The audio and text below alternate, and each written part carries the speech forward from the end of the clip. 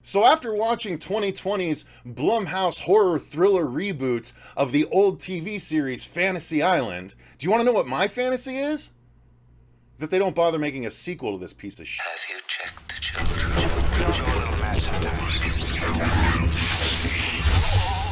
Hi, I'm Chucky. Wanna play?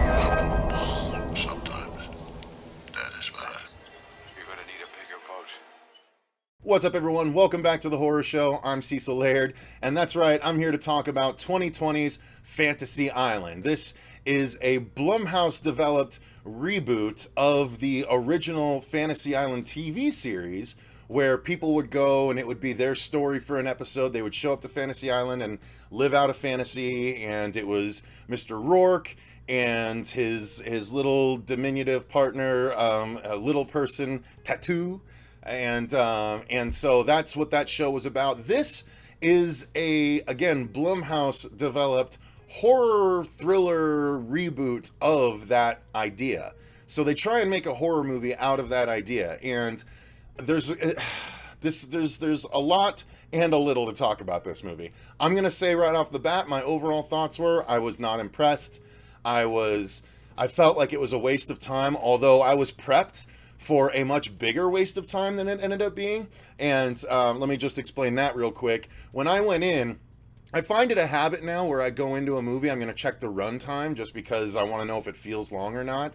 And when I sat down to this movie, I checked Google for the running time. I'll even check it right now so you guys see what I'm talking about. It's the weirdest thing. It's usually pretty reliable. But when you search Fantasy Island 2020, it shows you a runtime. It literally changed since this morning. That's too funny. Now that the movie's out, they had to change it. It was stating it was going to be 2 hours and 36 minutes. And I checked this 3 times throughout the viewing, and it said 2 hours and 36 minutes. And I'm like, that can't be right. So I actually clicked on the overview thing on IMDb, and it said 2 hours and 36 minutes.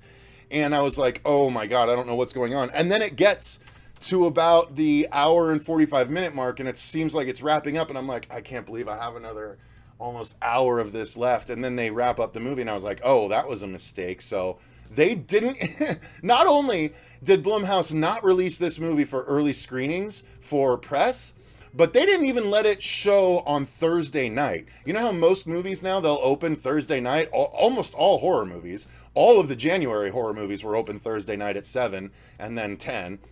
Even Sonic had a 5 and 8 p.m., and that opened the same day today, technically. It had a 5 and 8 yesterday.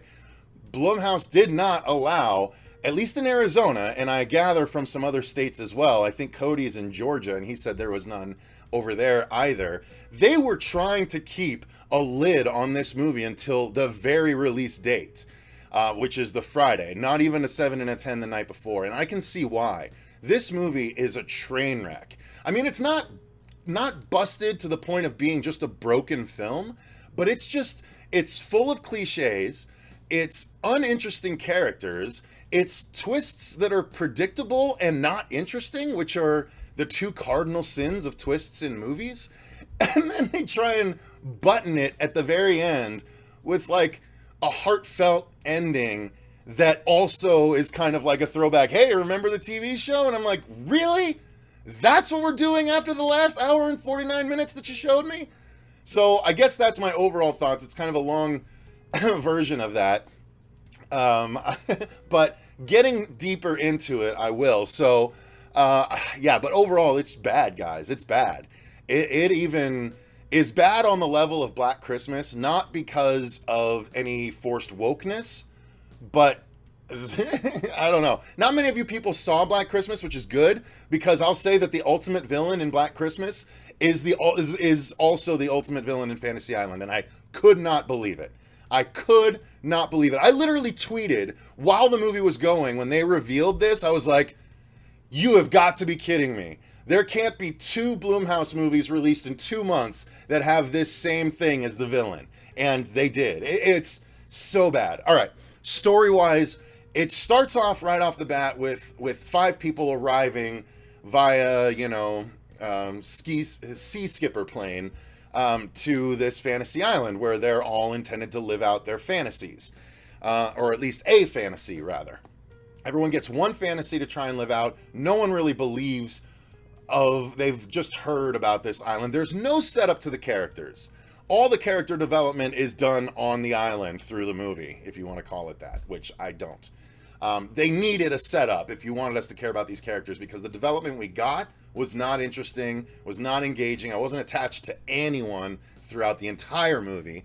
But anyway, these 5 show up, and they're greeted by Mr. Rourke's assistant. Mr. Rourke is the one played by Michael Pena, who is in all white in the trailers. Michael Pena, who is one of the only, actually, yeah, I mean, without checking the IMDb, which I have open behind this screen here, the only name that I can legitimately tell you that I know from this is Michael Pena. Everyone else, I don't know. I recognize a lot of people from things I've seen them in before, but the only one I can really place where I've seen them is there's an Asian actor who is Jin Yang in Silicon Valley. So for 6 seasons in Silicon Valley, he plays this sleazy, barely speaks any English guy that's just leeching on and trying to pull underhanded deeds. And he's just in this, and he's, speaking full English without any of that. I love when I see that, when an actor I've only known one way comes out and is like, oh, he's legitimately just acting over there, because we don't get to see their real lives, So Jin Yang is in this, and he's pretty entertaining. But nonetheless, they all arrive, and they're all kind of separated to live their own fantasies. And then as things play out, they all start to realize that things are more real and more unusual than they should be. Like, one woman is living out a scenario in a different way that happened like 5 years prior. Another person is trying to just play, he's trying to be a soldier because his dad was, but he never got into the army, and he really likes Call of Duty. But he ends up kind of running across figures from his past that he never would have thought he would have. And everyone's fantasy is just a little bit different, which, here's the strength of the movie. The setup. I thought the setup was actually pretty interesting. I never watched the original show because it was very, it felt like on par with Love Boat in that it just wasn't for me. It was for my parents. But this is an interesting setup. Everyone shows up and they each have a different fantasy. One is because of a single decision that they made that they've regretted for years. Another is because they want to feel closer to a deceased family member. Another that she's focused on in the trailer is there strictly because she wants to get vengeance on a girl that tortured her in high school. And so it's everyone's got their own thing, and each one is twisted on them. That is a good premise, but they don't really deliver on the premise in a satisfying way for almost anyone. There's one character that I thought did, the soldier guy. I thought his was the most engaging out of everyone, but that was actually so earnest that it felt out of place in the rest of the movie, quite honestly. The rest of the movie was so cheesy and rote and stereotypical that part, I was like, I've seen this before too, but this is being done better than everything else in the movie. So it feels out of place. Like, the best part of the movie feels out of place because it's good. So I don't know. It doesn't say a lot for the movie when that happens, but so their fantasies start to turn on them, and then they start to discover there's a couple of twists in the last act of the movie, and a couple I saw coming. One I was like, okay, but none of them are really satisfactory. So ultimately, it's an hour and 49 minutes, although it felt like that 2 hour and 36 minute runtime, because it was slow and it was kind of boring.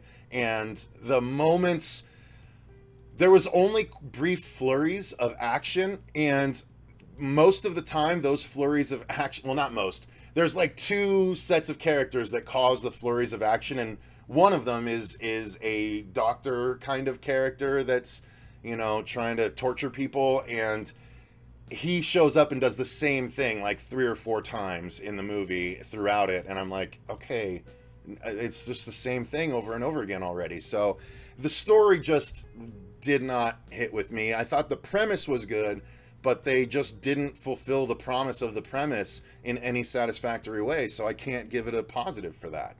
The acting, Let me get into some of these names now because I guess I gotta give credit where credit is due. Writing credits are Gillian Jacobs, Christopher Roach, and Jeff Wadlow, who is also the director, Jeff Wadlow. But the main character they focus on in the trailer is Melanie, played by Lucy Hale. Maggie Q is also in it, Portia Doubleday, Charlotte McKinney. Also, drastically underutilized Michael Rooker shows up, and his character almost doesn't make a difference at all, so it's kind of a bummer. But there's a few other people, but those are the top billed ones, and it's just not what I was hoping it would be. It really just isn't. And I was giving Blumhouse the benefit of the doubt, but when they reveal about halfway through the movie what the underlying cause of all the weirdness is, and there are, like, if some of you are wondering, is the supernatural stuff actually there? Like, is the weird stuff actually happening? That they actually kind of follow through on, which is nice. But the reason behind that happening is so dumb. So dumb.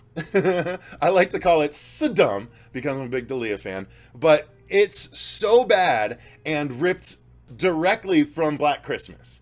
And I'm like, really?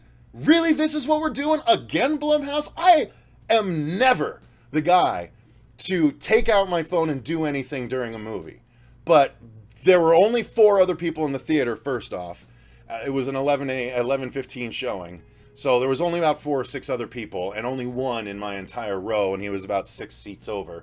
I never pull out my phone, but I pulled out my phone in the middle of the movie to tweet, "I cannot believe this," my tweet about the same ending in 2 different Blumhouse movies, or same villain. It's just so dumb, and if you... Oh, all right, I gotta refocus. Sorry, guys, I'm getting off on...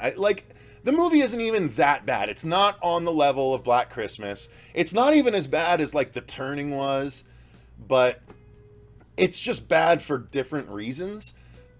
Because it's, like, so much like, oh, that could have been so cool. It could have been fun.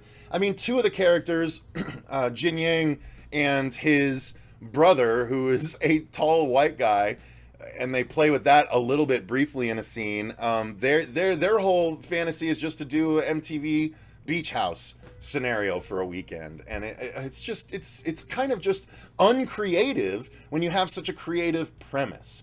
So the story is what bothered me the most. The acting didn't help. Michael Pena was good, but even he felt like he was just kind of phoning it in a little bit. It was a lot of him walking around like, yeah, what's up, guys? Yeah. You know, he doesn't act like Michael Pena from his other movies. He still does that Fantasy Island kind of thing that the original Rourke did in the show. Oh man, my Howard Stern days. I should know. Ricardo Montalban. That's what it is. Ricardo Montalban played him in the original show, and I know that because George Takei. They did a prank call on Stern. Oh, weird the things your brain maintains, isn't it? Anyway, let's move on to the effects. There's not many to speak of. Similar effects to an aspect of Black Christmas. They try and do kind of interesting things with eyes kind of bursting in a way, but that's like, we've seen so many creepy things with eyes nowadays that the way they showed it, it was like, that's not really that creepy. It wasn't that interesting. It's PG-13. It's got to be PG-13. If someone tells me in the comments, I didn't check. If someone tells me in the comments below that this was rated R, I'll eat my hat. I'll eat that hat back there, the movie hat. Because this did not feel like a rated R movie by any stretch. This was PG-13 to its core. Even blood, like when someone gets injured, even that is like so darkened to the point of looking black that it's like, guys, what are we doing? What are we trying to pull off here? Blumhouse, who are you trying to fool with this garbage that you're trying to pass off as horror? I mean, the younger generation, that's what the shame of it is, in my opinion. The younger generation aren't even going to know that this isn't good horror. You know, like, I see guys oh, you know what, I'm not going to call people out on Twitter, but some guys, like, feel like they're big, they, you know, some of them maybe run horror sites, but they they try and be so inclusive and be like, yeah, it's cool that this was made, even though it may not be for me, but there's a younger generation that'll latch onto it. And I'm like, this is the kind of shit we don't want them latching onto, because then they're going to be emulating this when they're making movies. Right now, we got people coming up that are emulating, Mike Flanagan, emulating Kubrick in The Shining with Dr. Sleep. We got all of these guys coming up in horror. Scott Derrickson moving on to bigger things. Mike Doherty started with Trick or Treat and is doing Godzilla King of the Monsters. I mean, these guys are moving on to bigger, better things, but they were all trained on the really good horror from the 80s. You know what I mean? 80s and 90s. I don't want to cast aspersions and claim they're all as old as I am, because they're probably not. But nonetheless, the generation that these, higher ups in the horror community are talking about, it's good that they have their films.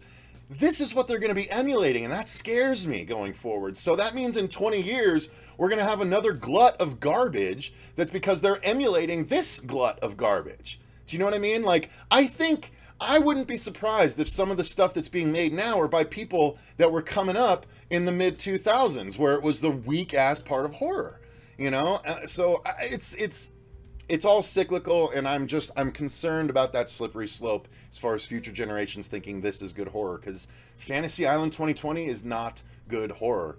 It's barely horror, period. I would have more called this thriller for sure, but everyone's talking about how this is a horror Fantasy Island, so I guess I'm leaning into it. I don't know.